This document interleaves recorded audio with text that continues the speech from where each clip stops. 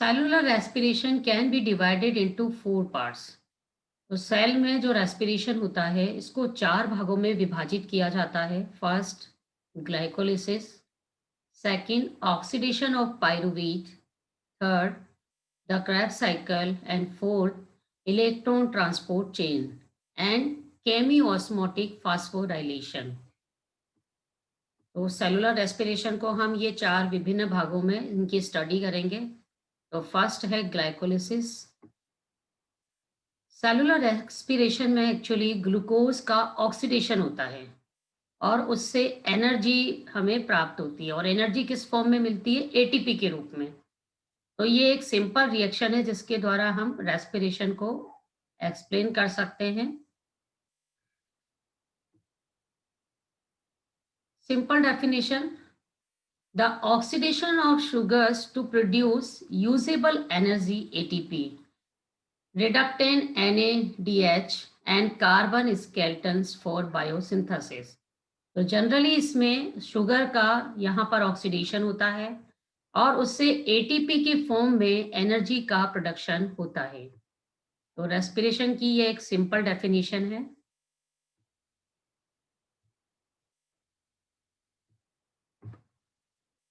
Where do the 4 parts of cellular respiration takes place? देखिए, cellular respiration जो हमने ये 4 पार्ट्स पढ़े, ये सेल में अलग अलग जगह पर होते हैं। तो ये डिफरेंट डिफरेंट पार्ट्स देखिए। फर्स्ट जैसे ग्लाइकोलिसिस है। ग्लाइकोलिसिस जो है साइटोसोल यानी साइटोप्लाज्म में कंप्लीट होता है। Second part, oxidation of pyruvate. जो ग्लाइकोलिसिस में जो पायरुवेट बना, उसका ऑक्सीडेशन माइटोकॉन्ड्रिया की मैट्रिक्स में होता है। नेक्स्ट जो है क्रेब साइकिल। क्रेब साइकिल भी माइटोकॉन्ड्रियल मैट्रिक्स में कंप्लीट होता है। फिर फोर्थ पार्ट है इलेक्ट्रॉन ट्रांसपोर्ट चेन या केमियोस्मोटिक फास्फोराइलेशन। ये माइटोकॉन्ड्रिया की क्रिस्टी में कंप्लीट होता है। तो ये सेलुलर रेस्पिरेशन के जो डिफरेंट टाइप्स थे, ये सारे सेल में ये डिफरेंट डिफरेंट जगह पर होते हैं। तो आप ये चीज़ नोट कर सकते हैं, ये इम्पॉर्टेंट भी है। एग्जाम के पॉइंट ऑफ व्यू से ये चीज़ें पूछी जाती है, इसलिए आप इन चीज़ों को नोट कर लीजिए।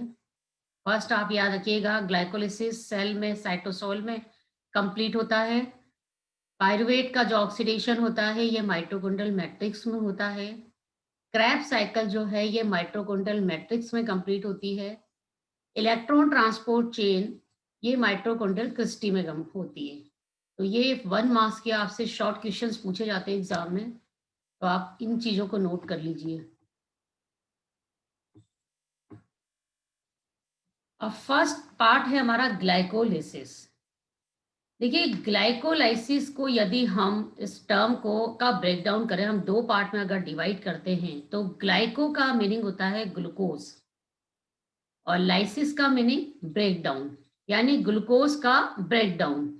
इसी को हम क्या कहते हैं? Glycolysis.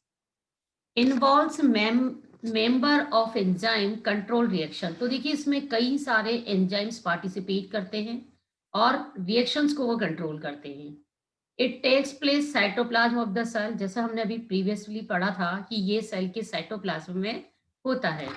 It does not require enzyme. तो इसमें ऑक्सीजन की रिक्वायरमेंट नहीं होती है।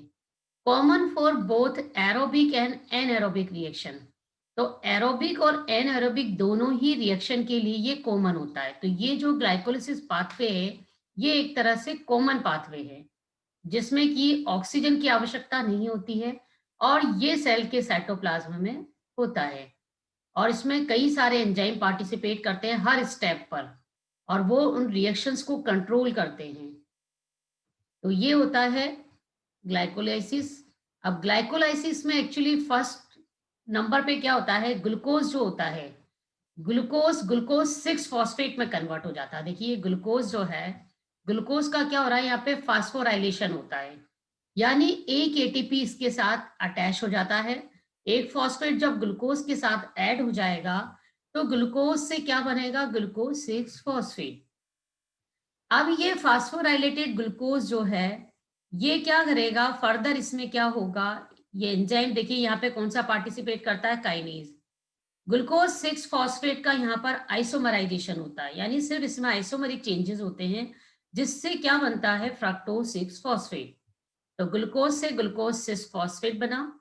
ग्लूकोज 6 फॉस्फेट जो है आइसोमरेज एंजाइम की प्रेजेंस में फ्रक्टोज 6 फॉस्फेट में कन्वर्ट हो जाता है, और फ्रक्टोज 6 फॉस्फेट जो है वापस इसका फास्फोराइलेशन होता है, जिससे फ्रक्टोज 1,6 बाइफॉस्फेट बनता है, और इसमें भी जो एंजाइम पार्टिसिपेट करता है वो है काइनेज। देन फ्रक्टोज 1,6 फॉस्फेट जो होता है यहाँ पर इसका स्प्लिट होता है, ये टूट जाता है अब, और दो मॉलिक्यूल बनाता है, एक बनाता है ग्लिसरेट 3 फॉस्फेट। ग्लिसरेट 3 फॉस्फेट जो है वो बाद में किस पे कन्वर्ट हो जाता है, पायरुवेट में, यानी पायरुविक एसिड में कन्वर्ट हो जाता है।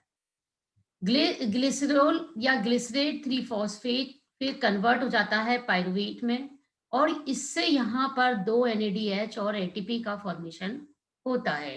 तो ये एक समरी है ग्लाइकोलाइसिस की। And products of glycolysis. अब ग्लाइकोलाइसिस में फाइनली क्या प्रोडक्ट्स बनते हैं? फर्स्ट देखिए, यहाँ पर 2 मॉलिक्यूल्स ऑफ ATP, ATP के 2 मॉलिक्यूल्स बनते हैं। तो 4 molecules are produced but 2 ATP are used up। तो यहाँ पर जनरली 4 ATP molecules का फॉर्मेशन होता है, बट यहाँ से 2 इसमें से यूटिलाइज हो जाते हैं। देखा आपने स्टार्टिंग में, आपने देखा था जब फास्फोराइलेशन हो रहा था तो 2 बार ATP molecules का यहाँ पर यूज हो रहा था। देन 2 molecules ऑफ NADH और 2 molecule ऑफ पायरुवेट बनते हैं। तो ये टोटल यहाँ पर ग्लाइकोलिसिस में जो एंड प्रोडक्ट होते हैं ये बनते हैं। तो आप याद रखिएगा, 4 ATP मॉलिक्यूल्स का प्रोडक्शन होता है, बट उसमें से 2 ATP मॉलिक्यूल यूज हो जाते हैं, और 2 NADH का फॉर्मेशन होता है यहाँ पे मॉलिक्यूल्स का, और 2 पायरुवेट के मॉलिक्यूल बनते हैं। फाइनली अब क्या होता है, ये पायरुवेट जो है इससे एसिटाइल को एंजाइम A का फॉर्मेशन होता है। अब देखिए ये, तो यहाँ पे तो नेक्स्ट देखते हैं हम, ऑक्सीडेशन ऑफ पायरुवेट। अब पायरुवेट का क्या होता है, ऑक्सीडेशन होता है। तो pyruvate matrix of mitochondria from cytoplasm. तो अब ये पायरुवेट कहाँ चला जाता है, साइटोप्लाज्म से कहाँ चला जाता है, माइटोकॉन्ड्रिया की मैट्रिक्स में। अब क्या हो रहा है, ऑक्सीडेशन ऑफ पायरुवेट। ये कॉमन पाथवे है जो ग्लाइकोलिसिस और क्रेब्स साइकिल के बीच में होता है ये। तो यहाँ पर जो ग्लाइकोलिसिस में जो पायरुवेट बना, अब इस पायरुवेट का क्या होना है, यहाँ पर ऑक्सीडेशन होना है, और ये ऑक्सीडेशन प्रोसेस जो है माइटोकॉन्ड्रिया की मैट्रिक्स में होता है। यानी पायरुवेट कहाँ बना था, साइटोप्लाज्म में बना, और साइटोप्लाज्म से ये कहाँ पे चला जाएगा, माइटोकॉन्ड्रिया की मैट्रिक्स में चला जाएगा। अब यहाँ पे जाने के बाद पायरुवेट का क्या होता है, डी कार्बोक्सिलेशन होता है। डी कार्बोक्सिलेशन मतलब उसमें से एक कार्बन का रिमूवल हो जाएगा। ठीक है, तो कार्बन का रिमूवल किस फॉर्म में होगा, कार्बन डाइऑक्साइड के रूप में। तो removal of carbon in the form of carbon dioxide. तो यहाँ पर पायरुवेट से एक कार्बन का रिमूवल होता है, और यह रिमूवल जो होता है कार्बन डाइऑक्साइड की फॉर्म में होता है। Then pyruvate dehydrogenated, removal of hydrogen. अब पायरुवेट का क्या होता है, यहाँ डिहाइड्रोजिनेशन होता है। अब इससे हाइड्रोजन भी रिमूव हो जाता है एक। Hydrogen and transfer to hydrogen acceptor NAD plus to NAD plus plus H। तो देखिए जो ये हाइड्रोजन यहाँ से रिलीज हुआ, इसको क्या करता है, NAD जो है वो इसको एक्सेप्ट कर लेता है, और NAD जब इस हाइड्रोजन को एक्सेप्ट करता है तो इससे NADH प्लस और H प्लस आयन बन जाते हैं। देन ये काम होता है पायरुवेट एसीटेट की प्रेजेंट में। अब acetate combine with coenzyme A to form acetyl coenzyme A। अब इससे फाइनली क्या बनता है, यहाँ पर एसीटेट बनता है। जो पायरुवेट है वो एसीटेट में कन्वर्ट हो जाता है, और ये एसीटेट जो है कोएंजाइम A के साथ कंबाइन होता है, और कंबाइन होकर यहाँ पर एसिटाइल कोएंजाइम A का फॉर्मेशन करता है। तो आप ये रिएक्शन देख सकते हैं, ये साइटोसॉल है। तो ग्लाइकोलिसिस साइकिल में यहाँ पे पायरुवेट बना। देन क्या हुआ, यहाँ पर पायरुवेट ने क्या करा, एक तो कार्बन का रिमूवल करा, दूसरा हाइड्रोजन का। तो कार्बन का रिमूवल किस फॉर्म में हुआ, CO2 के रूप में। ये देखिए CO2 यहाँ पर रिलीज हो गई।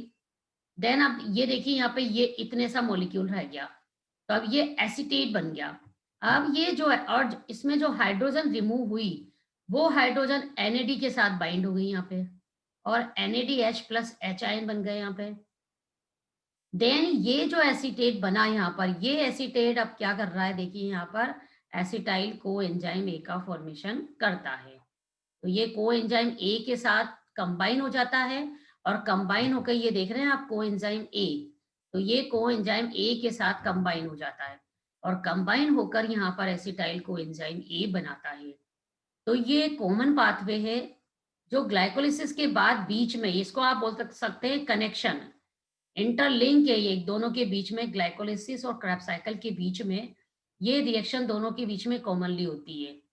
तो जब पायरुवेट यहाँ पर साइटोप्लाज्म में बन जाता है तो ये यहाँ से माइटोकॉन्ड्रिया की मैट्रिक्स में एंटर कर जाता है और वहां पर जाकर ये पायरुवेट क्या करता है, एसीटेट में कन्वर्ट हो जाता है और एसीटेट जो है कोएंजाइम ए के साथ बाइंड होकर और फाइनली क्या बनाता है, एसिटाइल कोएंजाइम ए। तो ये था बीच का लिंक वाली रिएक्शन जो ग्लाइकोलिसिस और क्रेब्स साइकिल के बीच में होती है reaction. And products of linkage step. अब देखिए ये लिंकेज स्टेप था तो इसमें क्या प्रोडक्शन हुआ, 2 molecules of NADH and 2 molecules of acetyl coenzyme A। तो इस तरह से इस लिंकेज स्टेप में जो कि दोनों के बीच में होता है ग्लाइकोलिसिस और क्रेब्स साइकिल, तो यहाँ पर NADH के 2 मॉलिक्यूल्स बनते हैं और 2 मॉलिक्यूल्स किसके बनते हैं, एसिटाइल कोएंजाइम ए के। तो यहाँ पर ये 2 मॉलिक्यूल्स, तो आपको ये पता होना चाहिए कि क्या एंड प्रोडक्ट है इसका। नेक्स्ट देखिए अब थर्ड पार्ट आ जाता है सेलुलर रेस्पिरेशन का, क्रेब्स साइकिल। तो आज हम एक तरह से ये पूरा जो रेस्पिरेशन है इस टॉपिक का रिवीजन कर रहे हैं, तो आप लोग दोबारा इनको पढ़िएगा टॉपिक को। तो ग्लाइकोलिसिस हो गया फर्स्ट, देन सेकंड हमने दोनों के बीच की इंटरलिंक जो रिएक्शन थी वो पढ़ ली। थर्ड नंबर पर है क्रेब्स साइकिल।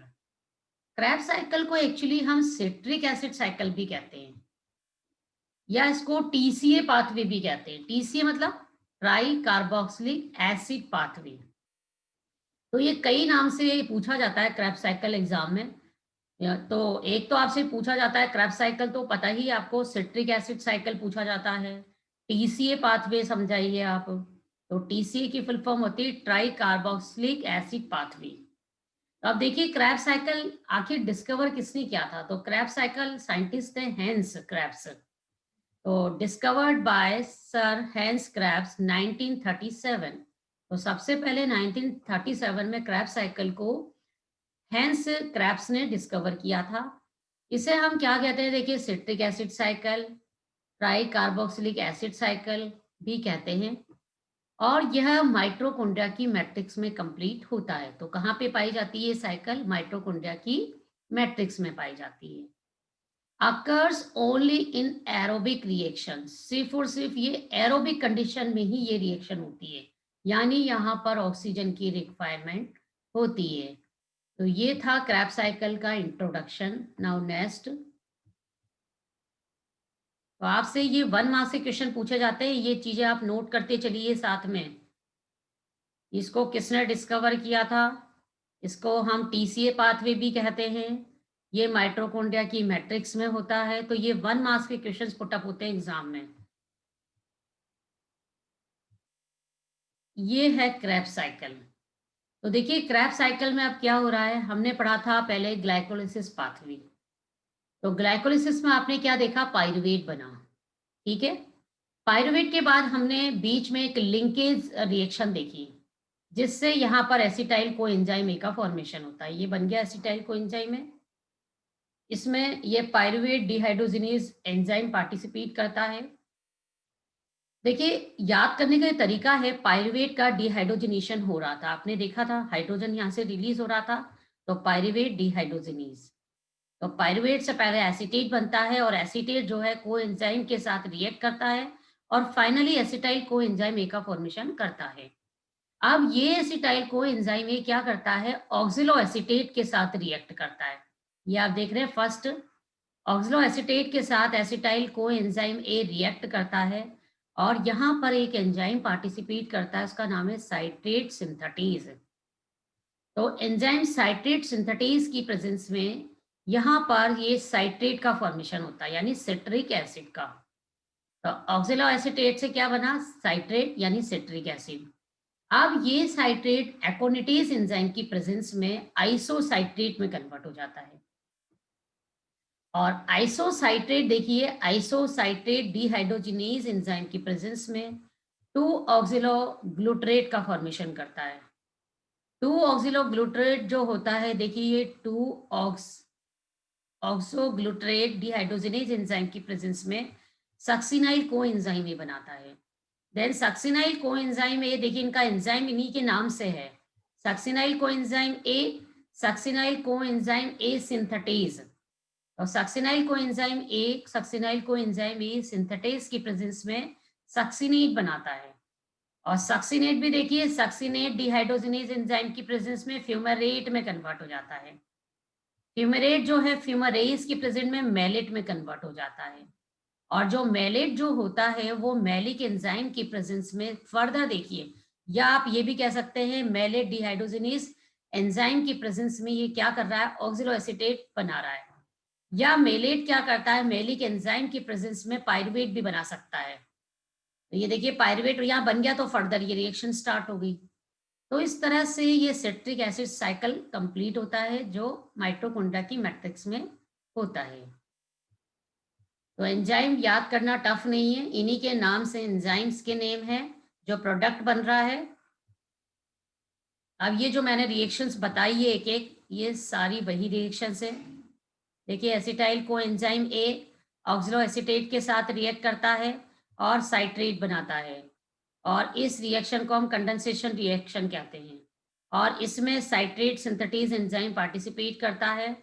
फिर साइट्रेट का आइसोमराइजेशन होता है जिससे आइसोसाइट्रेट बनता है। और आइसोसाइट्रेट फिर ऑक्सीडेटिव डीकार्बोक्सिलेशन होता है जिससे अल्फा कीटो ग्लूटरेट बनता है। और कार्बन डाइऑक्साइड का यहाँ पर प्रोडक्शन होता है। देन एनएडी प्लस और हाइड्रोजन एक्सेप्टर और NADH यहाँ पे बनता है, यानी NAD जो हाइड्रोजन यहाँ से रिलीज होगा ये NADH के साथ कंबाइन हो जाएगा और NADH का फॉर्मेशन करेगा। देन आइसोसाइट्रेट डिहाइड्रोजनेज एंजाइम यहाँ पे पार्टिसिपेट करता है। अल्फा कीटो ग्लूटरेट जो है उसका ऑक्सीडेटिव डीकार्बोक्सिलेशन होता है, डिहाइड्रोजनेशन होता है, जिससे सक्सिनाइल को एंजाइम ही बनता है। फिर यहाँ पे CO2 प्रोड्यूस होती है और वापस NADH का फॉर्मेशन होता है। और इसमें जो एंजाइम यूज होता है वो है alpha keto glutarate.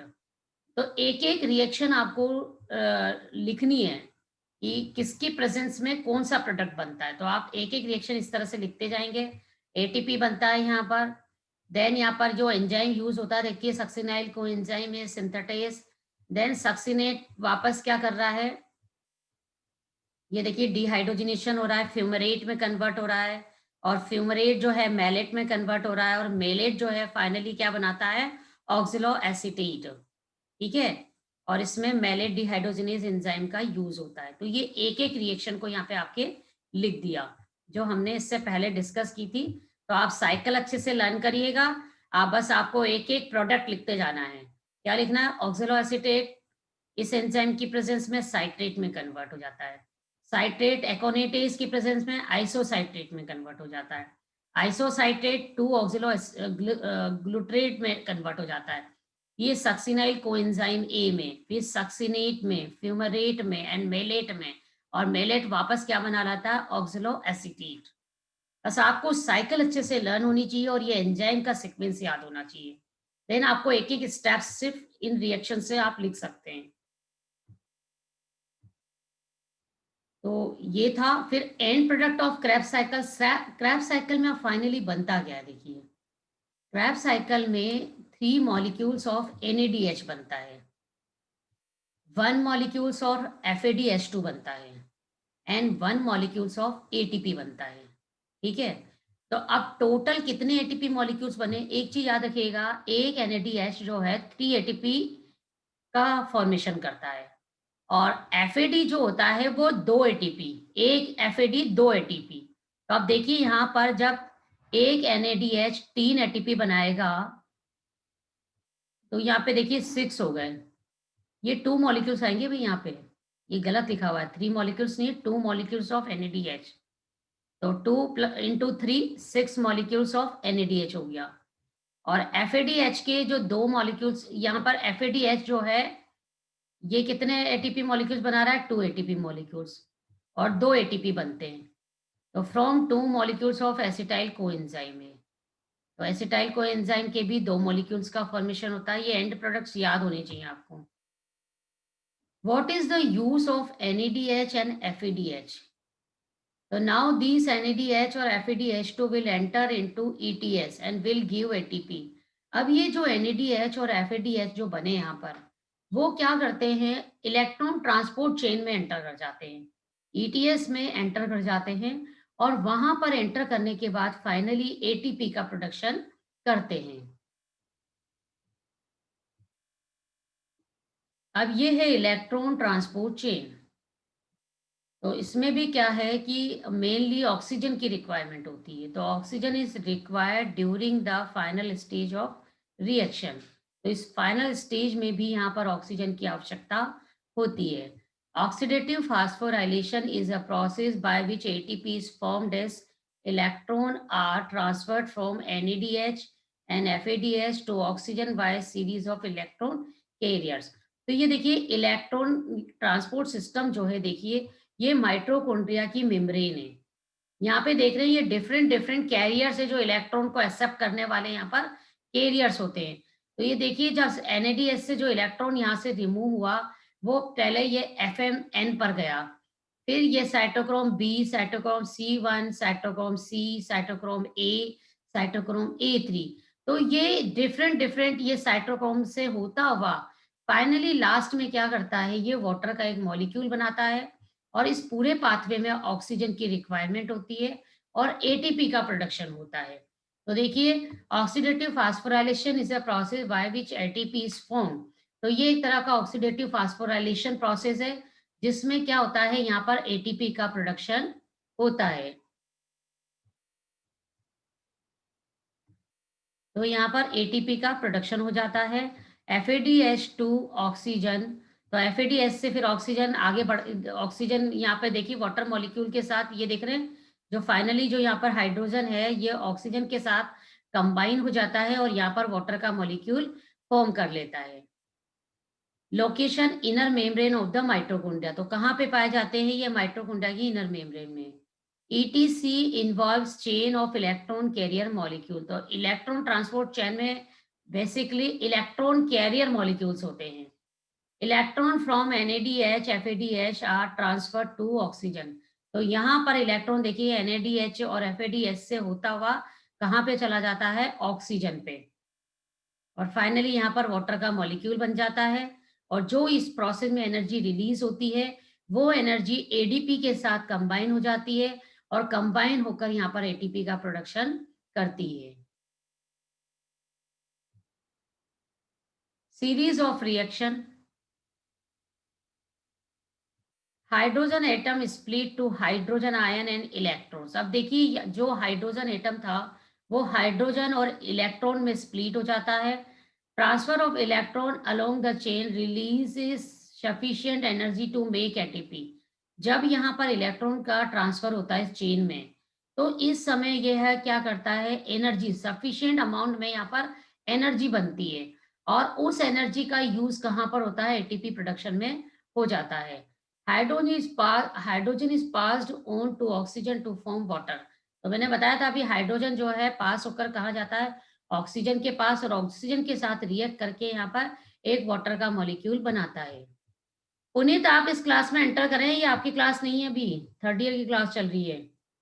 Then mitochondrial electron transport, ये जो अभी हमने रिएक्शन देखी थी, तो ये देखिए डिफरेंट डिफरेंट कैरियर्स है जो इलेक्ट्रॉन एक्सेप्टर है, इनसे होता हुआ ये देखिए ये NADH, आप ये देखिए यहाँ पर यूबिक्विनोन, ये कॉम्प्लेक्स सेकंड है जिसको हम सक्सिनेट डिहाइड्रोजिनेज और इनसे मिलकर बनता है कॉम्प्लेक्स सेकंड। ये कॉम्प्लेक्स थर्ड है, इसको हम साइटोक्रोम BC1 कॉम्प्लेक्स भी कहते हैं।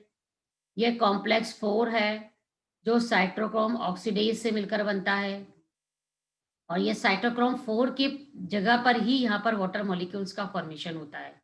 और फाइनली जो एनर्जी रिलीज होती है वो एनर्जी एटीपी के प्रोडक्शन में यूटिलाइज हो जाती है। तो ये कॉम्प्लेक्स है एटीपी सिंथेटेज, यहाँ पर एटीपी का प्रोडक्शन होता है। तो ये कहलाता है mitochondrial electron transport chain, ETS cycle. ये पूरा समराइज है जो हमने अभी पढ़ा। ये देखिए एटीपी सिंथेटेज माइटोकॉन्ड्रिया में होता है F1 पार्टिकल पे। तो यहाँ पे देखिए क्या हो रहा है, एडीपी के साथ फास्फेट अटैच हो रहा है और देन यहाँ पर एटीपी का प्रोडक्शन हो जाता है।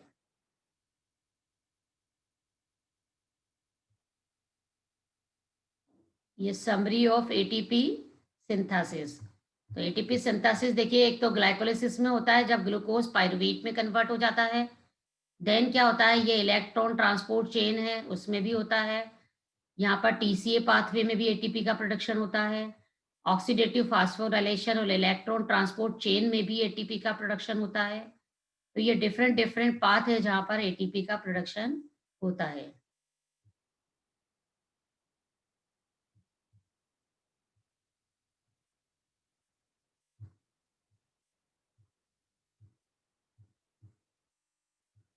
अब ये देखिए कि ग्लाइकोलिसिस में 2 एटीपी मॉलिक्यूल्स बने, 2 एनएडीएच बने और 2 एनएडीएच। 2 एनएडीएच ये ऑक्सीडेटिव डिकार्बोक्सिलेशन में। और टोटल कितने एटीपी मॉलिक्यूल्स बनते हैं, ये देखिए 2 ATP molecules, 6 ATP molecules and 6 ATP molecules. Then Krebs cycle में 6 एनएडीएच से 18 एटीपी मॉलिक्यूल्स बने एंड देन यहाँ पे एफएडीएस से 4 एटीपी एंड 2 एटीपी।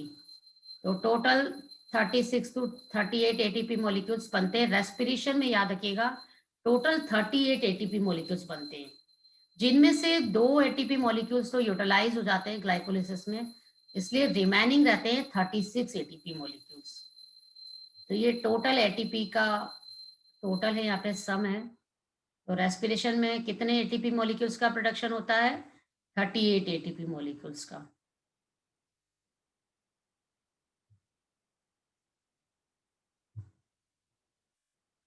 ये समरी ऑफ एटीपी ये फर्दर बता रखा है कि ग्लाइकोलिसिस में जब पायरुविक एसिड बनता है तो 2 एनएडीएच का प्रोडक्शन होता है।